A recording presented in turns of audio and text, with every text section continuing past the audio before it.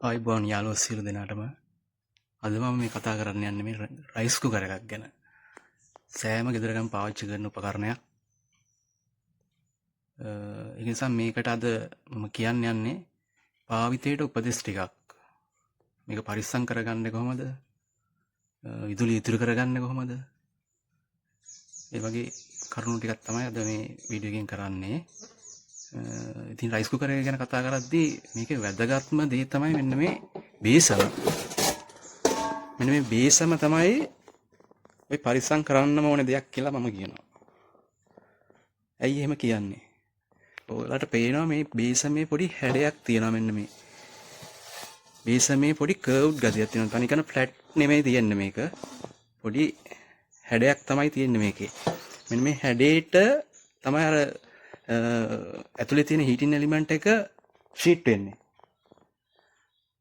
Heating element එක sheet වෙන්නේ මෙන්න මේ හැඩේට. ගොඩාක් අය මෙන්න මේ බේසම තලා ගන්නවා නැත්නම් ඇද කර ගන්නවා.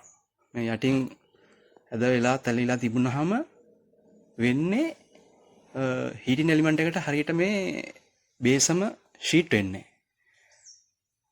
ෂීට් වෙන්නේ නැතුණාම රයිස් කුකර් එකෙන් එන 75%ක් ලෙඩ ටික මෙන්න මේ බේසම හින්දා තමයි මේ එන්නේ. ඉතින් අපි මේ බේසම තමයි මුලින්ම පරිස්සම් කරගන්න ඕනේ. තලා ගන්න නැතුව, ඇද කරගන්න නැතුව ලිපේ තියන්නත් එපා. ලිපේ තිබ්බාමත් මේක ඇද වෙන්න පුළුවන්. අර මේ ගෑස් ලිප් වල එහෙම තිබ්බාම.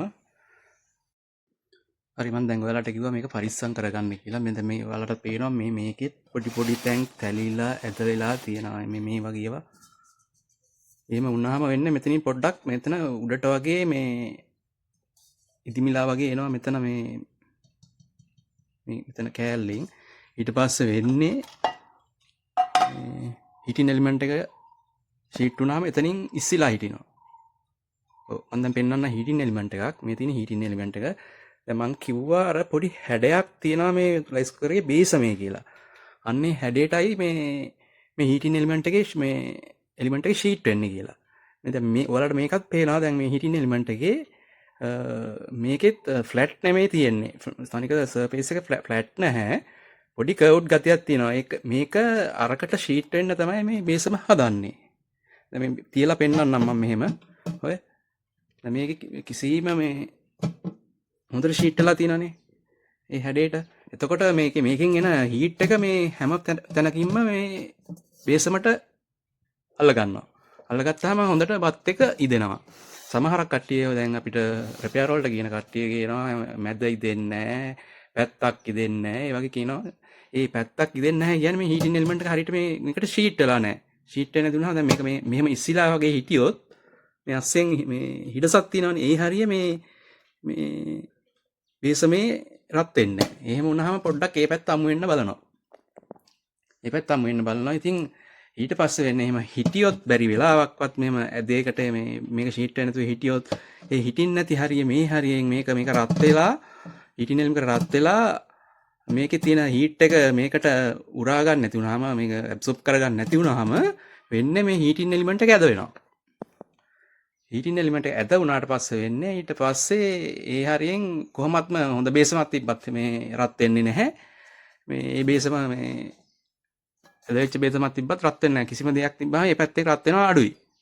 එහෙම වුණාම වෙන්නේ ඒ රස්නේ දැන් මේක ඇන තුනකින්නේ මේ චැසියට සෙට් වෙන්නේ. ඒක රත් වෙනවා. ඊට පස්සේ චැසිය රත් වෙනවා. මේ චැසිය.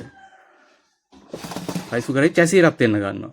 චැසිය රත් වෙන්න ගත්තට පස්සේ මේක මේ ගොඩාක් ඇද වෙලා තිබුණ හීටින් එලිමන්ට් එකක් නම් මේ තියෙන ප්ලාස්ටික් කෑලිත් උණු වෙන්න ගන්නවා. මේ ප්ලාස්ටික් නේ තියෙන්නේ. මේ ප්ලාස්ටික් කෑලිත් උණු වෙන්න ගන්නවා. මේ කකුල් පවා මේ රයිස් කුකර් එකේ පිටිපස්සේ මේ තියෙන ප්ලාස්ටික් කකුල් පවා උණු වෙන්න ගන්නවා. ඊට පස්සේ ඇතුලේ තියෙනවා හීට් ෆියුස් එකක්. හීට් ෆියුස් එක අර චැසිය වැඩිපුර රත් වෙන නිසා හීට් ෆියුස් එකෙන් ටක් ගාලා මේ එන පවර් එක කට් කරනවා. ඒක එහෙම කට් වෙන්න තියෙන්නේ නැත්තම් ගිනි ගන්න උනත් පුළුවන්. ඒකයි මම කිව්වේ මේ බේසම පරිස්සම් කරගන්න කියලා. ඉතින් මම පෙන්නන්නම් එහෙම ඔයාලට ඇද වෙච්ච හීටින් එලිමන්ට් එකක් මේ තියෙන්නේ. මේ ඇද වෙච්ච හීටින් එලිමන්ට් එකක් මේක බලන්න කොච්චර ඇද වෙලා තියෙනවද කියලා. දැන් මේක මෙතෙන්ට තිබ්බොත් ඔයාලට පේනවා මේ දැන් කීයකින් මේකට හීට් එක අල්ලන්නේ නැද්ද? ඇද වෙලානේ තියෙන්නේ. ඉතින් මේක මේ විදිහට පාවිච්චි කරොත් එහෙම තව තවත් මේක ඇද වෙනවා. ඇද වෙලා අන්තිමට රයිස් කුකර් එකේ අනික් කොටස් වලටත් හානි වෙන්න පුළුවන්. ඒ නිසා පැහැදිලිවම කියන්නේ බේසමල පරිස්සම් කරගන්න ඕනේ. ඇද කරගන්න නැතුව එහෙම වට ගන්න නැතුව වද්ද ගන්න නැතුව මේක හොඳටම පරිස්සම් කරගන්න ඕනේ. ඉතින් ඒ ටික තමයි දැනගන්න තියෙන්නේ. ඒ වගේම අනික් ප්‍රශ්නේ තමයි කරන්ට් එක ඉතිරි කරගන්න විදිය.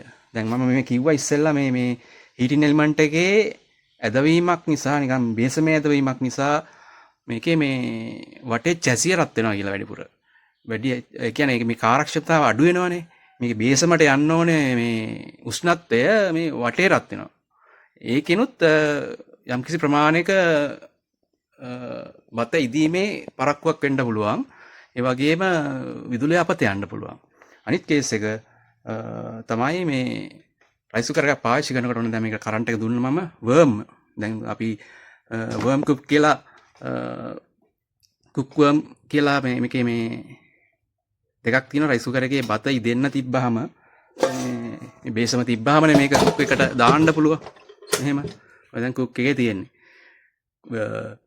කුක් එකේ තිබිලා දැන් මේක බත ඉදිලා මේක ඕෆ් වෙනවනේ. ඕෆ් වුණාට පස්සේ බත් එක ඒ වෙලාවෙම ආහාරයට ගන්නවා නම් මේක මේ ස්විච් එකෙන් ඕෆ් කර ගන්න මේක. මේක මෙහෙම තියන්න එපා. මෙහෙම තිබ්බොත් වෙන්නේ මේකේ මේ පොඩි එලිමන්ට් එකක් තියෙනවා ඇතුලේ වොට් 40ක විතර. ඒකෙන් හීටින් එලිමන්ට් එකට පොඩි කියන්නේ අඩු කරන්ට් එකක් යවලා මේක පොඩ්ඩක් රස්නේ ගතිය තියාගන්න. කියන්නේ බත් එක නිවෙන්නේ නැහැ මෙහෙම තිබ්බාම. අර අපේ ඉස්සර අම්මලා දරලිපිය වෙනකොට බත් එක ඉදුණාට පස්සේ අර දර කෑලි ටික එළියට ඇදලා අර බත් එක තියන්නේ ලිපේම තියලා තියන්නේ අර අඟුරුත් එක්ක. එතකොට නිකන් අර බත් එක නිවෙන්නේ නැහනේ. අන්න ඒ වැඩේ තමයි මේ වර්ම් එකේ වෙන්නේ. මේ වර්ම් එකේ වෙන්නේ බත් එක නිවෙන්නේ නැතුව ගොඩක් වෙලා තියා ගන්න පුළුවන්. එක්තරා උෂ්ණත්වයකදී උෂ්ණත්වය තත්ත්වයක් දක්වා මේක මේ රත් වෙනවා. හැබැයි ඉතින් බත් එක ගොඩක් අය දැන් මේක මම දැකලා තියෙනවා බත් එක එළියට අරගෙනුත් මේක වර්ම් එකේම තමයි. ඒ කියන්නේ ස්විච් එක ප්ලග් එකකින් ඕෆ් කරලා නැහැ. එහෙම වුණාම වෙන්නේ අර වොට් 40ක විතර මේ වර්ම් ප්ලේට් එකක් ඇතුලේ තියෙනවා. ඒ වර්ම් ප්ලේට් එක හරහා හීටින් එලිමන්ට් එකට පොඩි කරන්ට් එකක් යනවා. ඒකෙන් වොට් 40ක විතර විදුලිය අපත යාමක් සිදු වෙනවා නිකන් තියෙද්දි.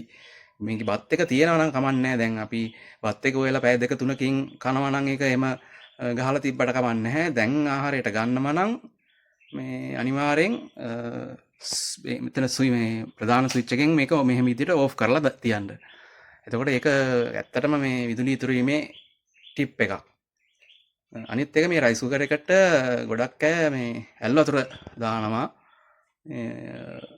ඇල් වතුර දාන්න නැතුව උණු වතුර පොඩ්ඩක් දාන්න පුළුවන් නම් ඒකෙත් අර යම්කිසි ප්‍රමාණයක විදුලිය ඉතුරු කරගැනීමක් කරගන්න පුළුවන්.